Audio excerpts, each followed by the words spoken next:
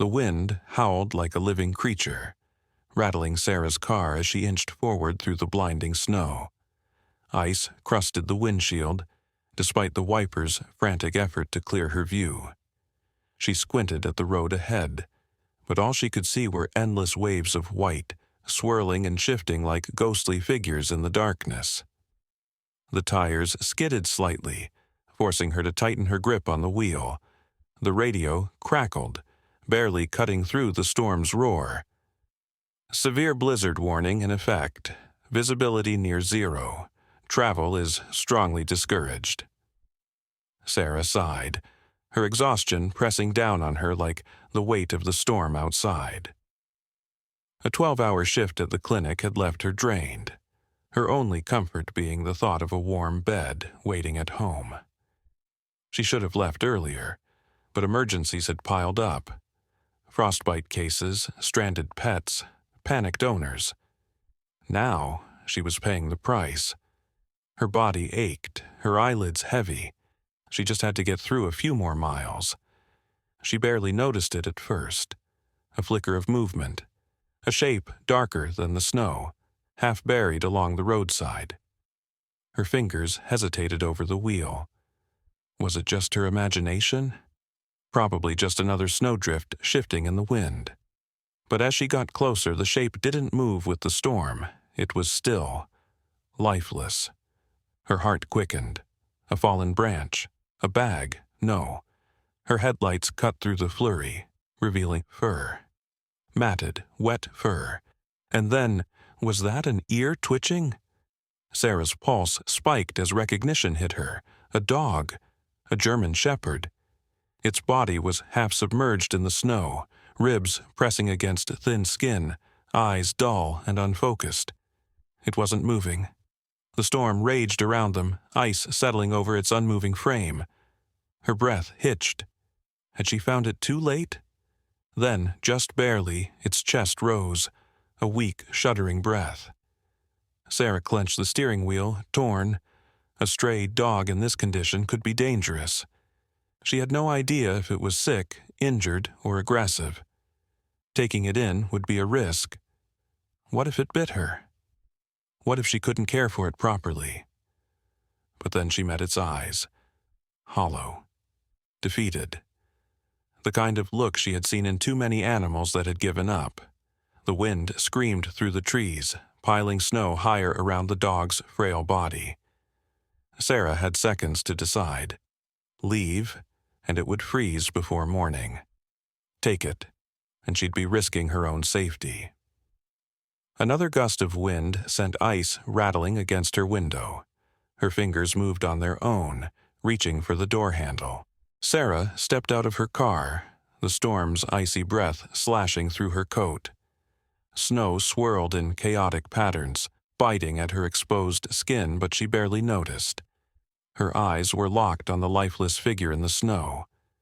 The German shepherd lay motionless, its dull, weary eyes meeting hers. It didn't move, didn't whimper, just stared, as if resigned to its fate. Sarah's heart clenched. The animal should be afraid, and should be struggling to survive. But there was only stillness, a silent plea that struck something deep inside her. She swallowed hard, her breath visible in the freezing air. Was it already too late? Sarah took a step closer. The dog's ribs jutted sharply beneath its thin fur, a clear sign of starvation.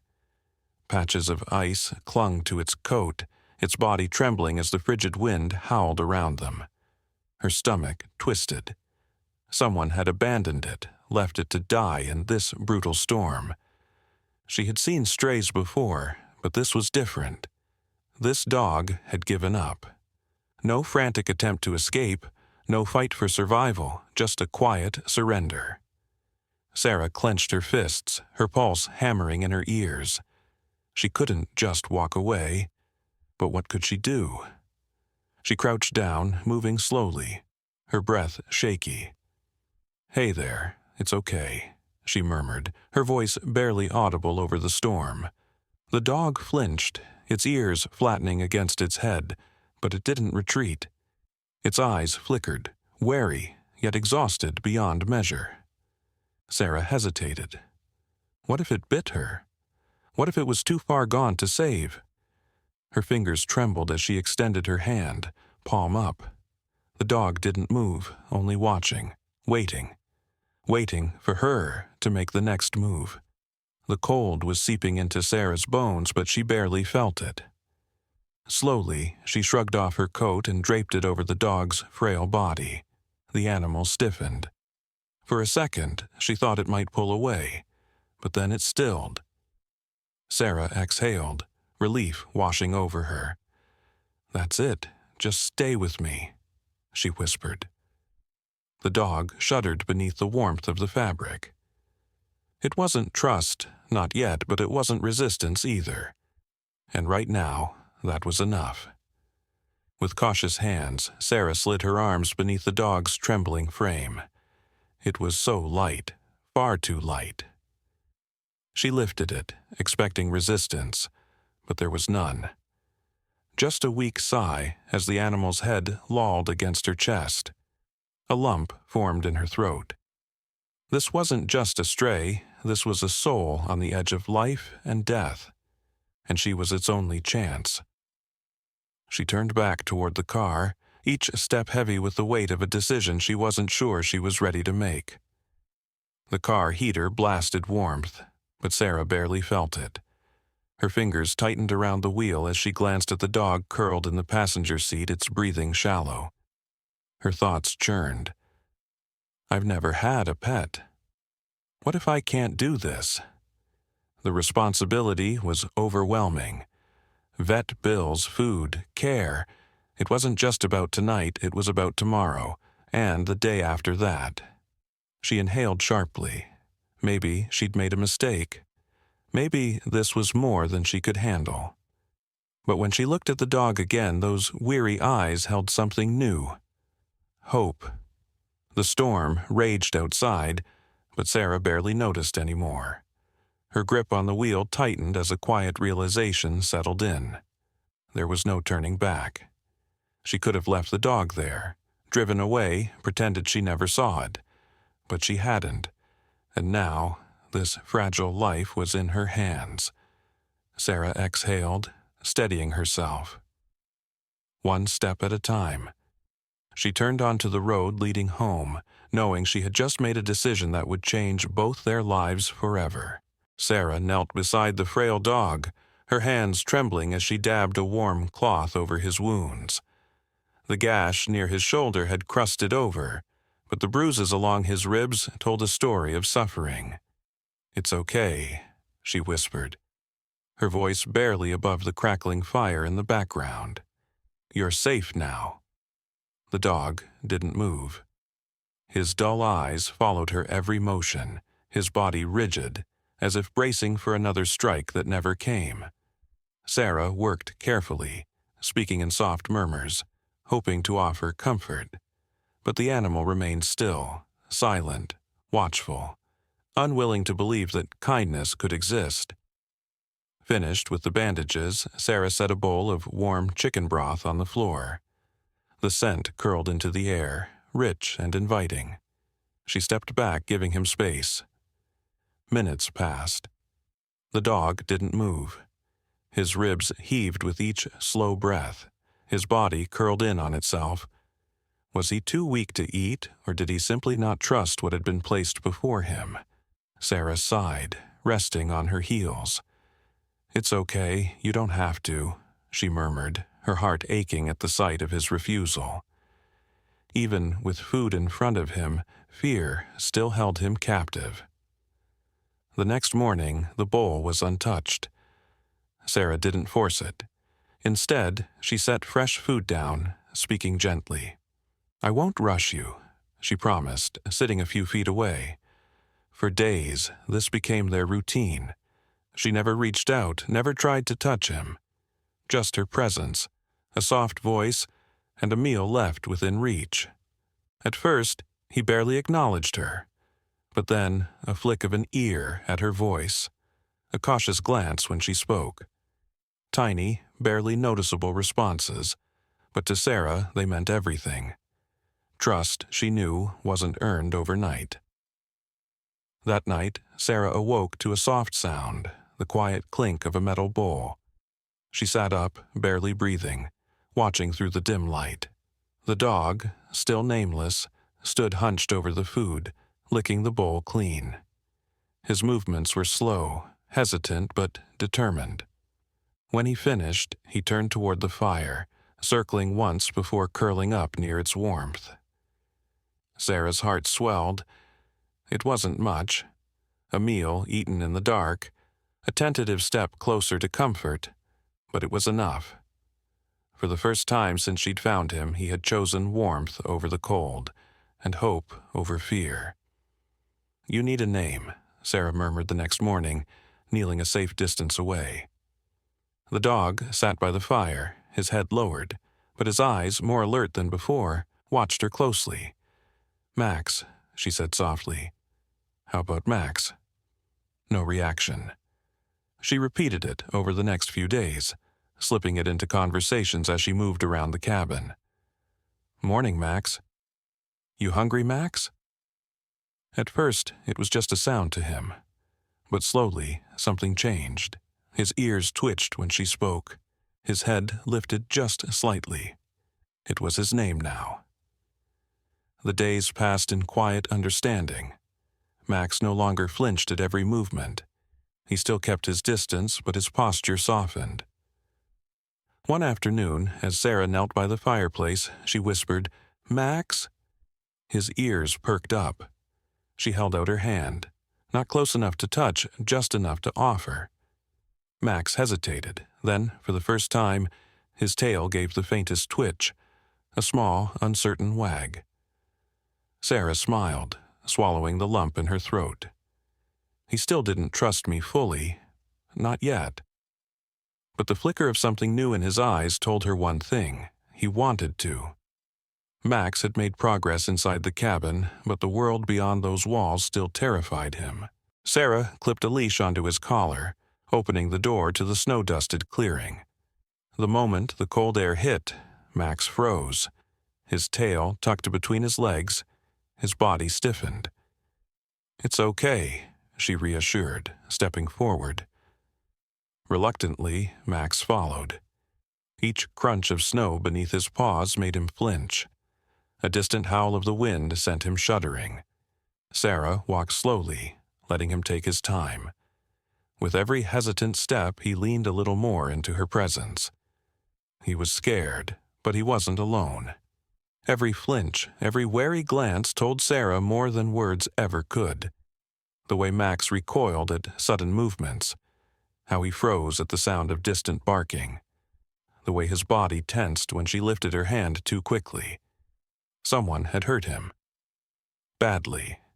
Sarah didn't know his past, but she didn't need to. What mattered now was that he learned a different life. A life where hands were for kindness, not harm. A life where fear didn't dictate every step. And so she was patient. Because for Max, trust wasn't given. It had to be rebuilt, one gentle moment at a time. One evening, as Sarah sat quietly on the floor, Max watched her. She didn't move, didn't reach out. She simply let the silence speak. Then, cautiously, Max inched forward. His paws barely made a sound against the wooden floor. Sarah held her breath. Slowly, he pressed his nose to her hand. Just for a second. A brief, trembling touch. Then he pulled back, curling near the fire once more. Sarah didn't move, didn't push. Instead, she whispered, "Thank you, Max." It wasn't just a touch. It was a promise. The first real sign that maybe, just maybe, he was starting to believe in her. The afternoon sun bathed the park in a golden glow, filtering through the swaying trees. Sarah walked alongside Max, his tail swishing lazily, his ears relaxed.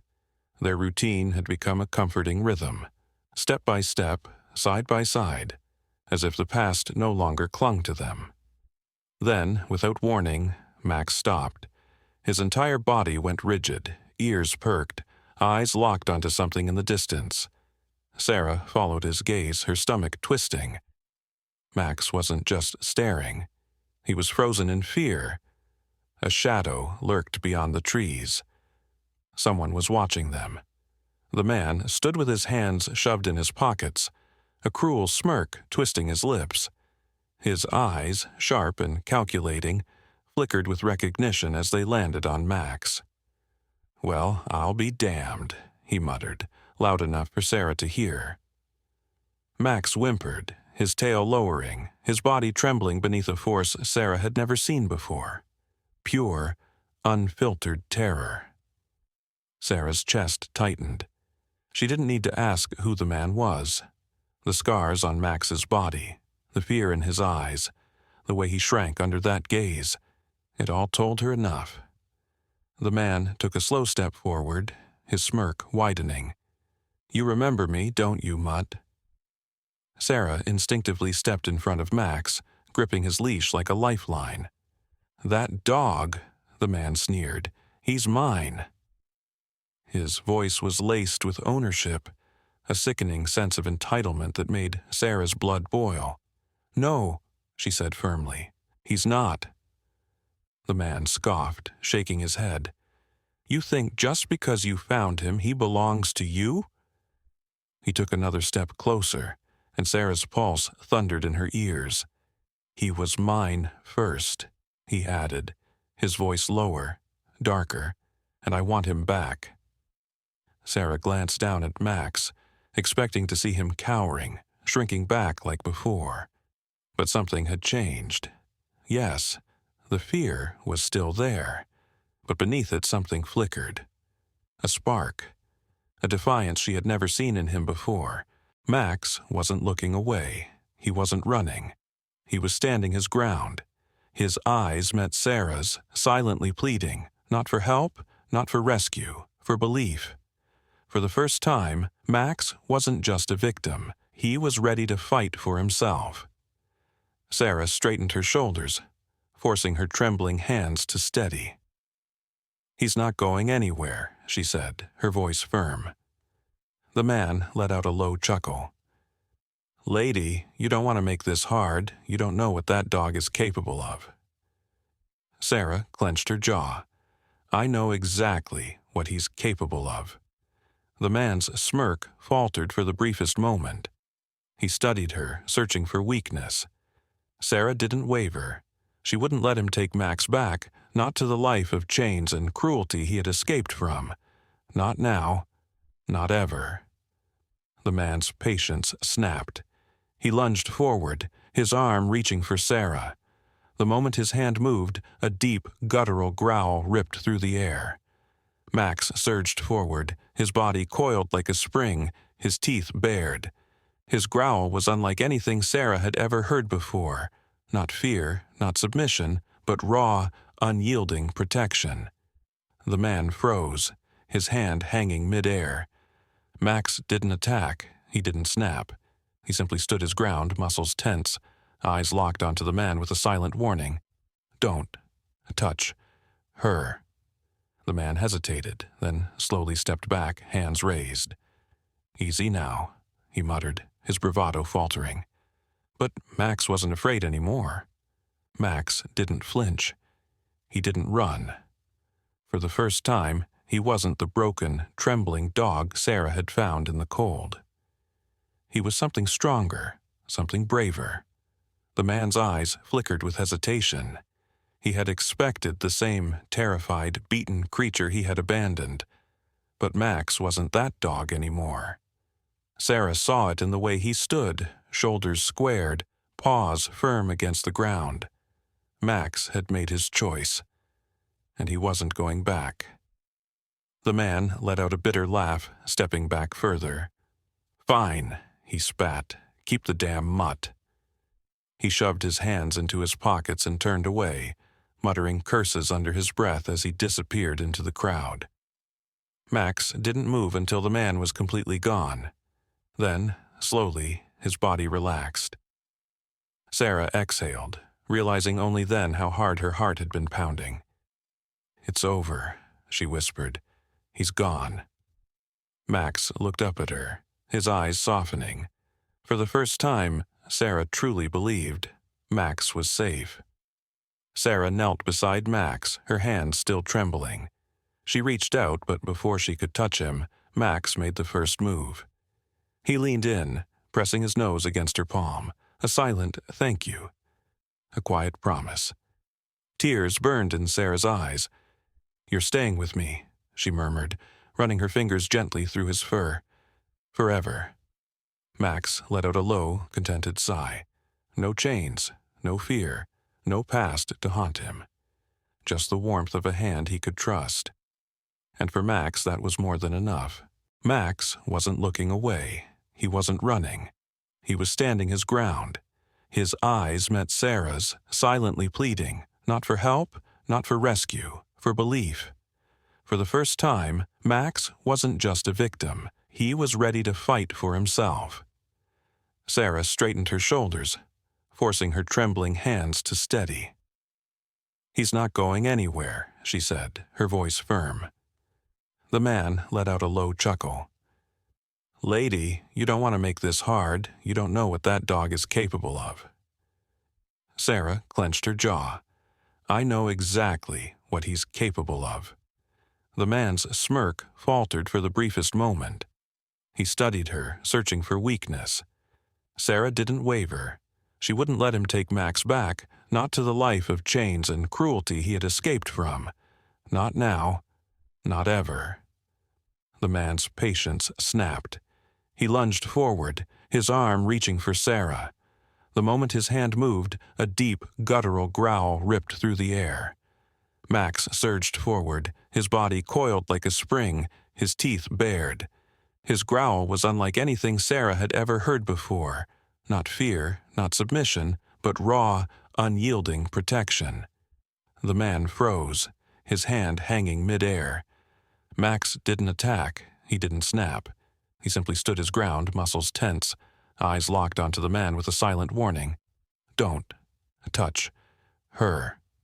The man hesitated, then slowly stepped back, hands raised.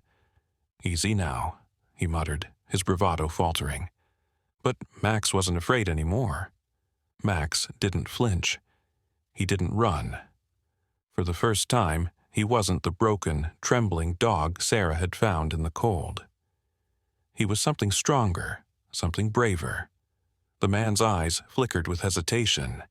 He had expected the same terrified, beaten creature he had abandoned. But Max wasn't that dog anymore. Sarah saw it in the way he stood, shoulders squared, paws firm against the ground. Max had made his choice, and he wasn't going back. The man let out a bitter laugh, stepping back further. "Fine," he spat. "Keep the damn mutt."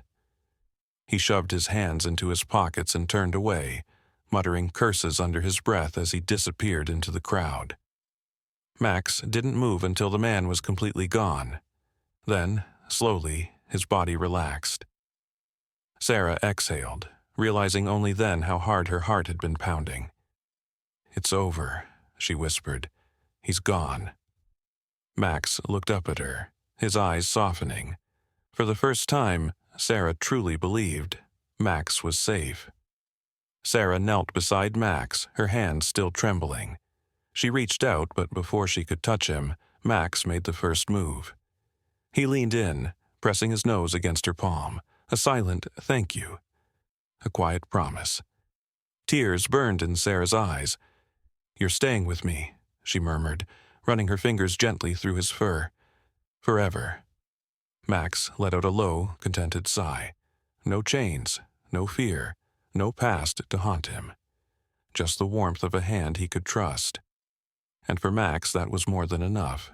Sarah sat at the kitchen table, phone pressed to her ear, her voice steady but filled with determination. "Yes, I can describe him," she said, recalling every detail of the man from the park. The sneer, the possessive tone, the way Max had frozen in fear. She gave the officer everything they needed, ensuring there would be a record of the encounter. As she hung up, she glanced at Max, curled up near the door, his ears twitching at the sound of her voice. "You're safe," she whispered. But it wasn't enough to just say it. She had to make sure.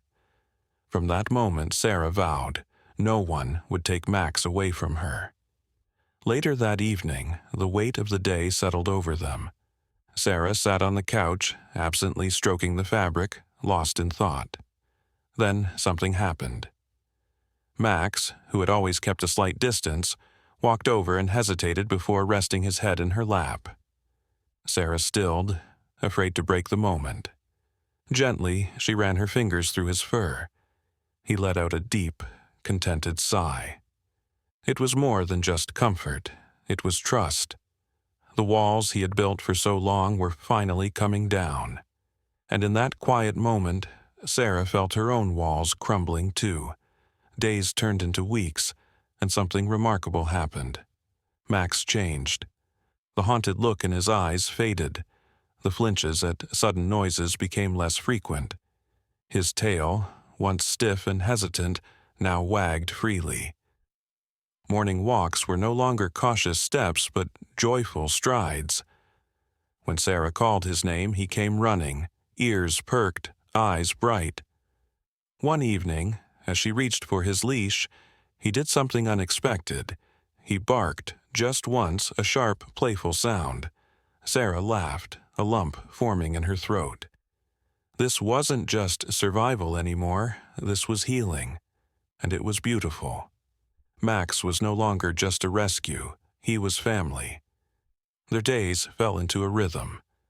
Morning walks, where the world felt fresh and new, playful afternoons filled with laughter, and quiet evenings by the fire, where they found solace in each other's presence.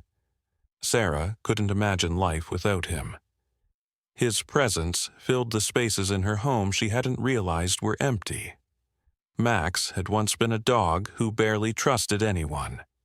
Now, he looked at her with unwavering devotion, as if he knew he had found his forever home. And Sarah, she had found something just as precious. One night, as flames flickered in the fireplace, Sarah watched Max sleeping peacefully beside it. His breathing was steady, his body completely relaxed, so different from the trembling, wary dog she had once known. She hugged her knees to her chest, realization washing over her. It wasn't just Max who had changed. She had too. She had taken him in, thinking she was saving him. But in truth, Max had given her something she didn't even know she needed.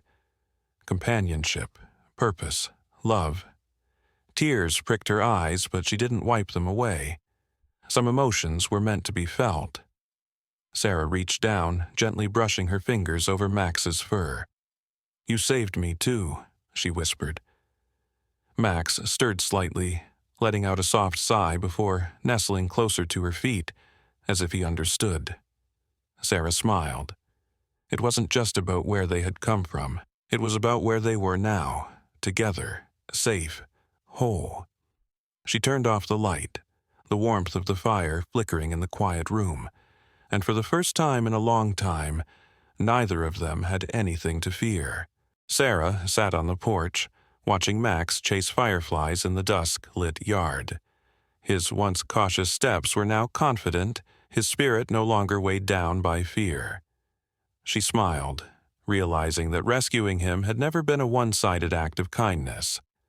In saving Max, she had unknowingly saved herself. Their bond was proof that healing worked both ways, that sometimes the ones we save end up being the ones who save us in return. There was a time when Max flinched at the sound of footsteps, when trust was a foreign concept. He had been abandoned, left to believe the world was cruel and unforgiving.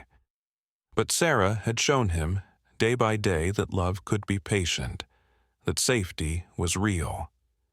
Now, as he rested his head against her leg without hesitation, she knew. Trust was something they had rebuilt together. Sarah traced her fingers through Max's fur, feeling the steady rise and fall of his breathing. She had once been like him, guarded, afraid to let anyone in. Life had given them both wounds. but together they had learned to heal. Max's love had been unconditional, his presence a silent reminder that kindness could mend even the deepest scars. As Max curled up beside her, Sarah thought about how different things could have been if she hadn't stopped that day, hadn't taken a chance on a broken soul. One act of kindness had rewritten Max's fate, giving him the life he had always deserved. And in return, he had given her something just as profound: a second chance at love, at purpose, at life.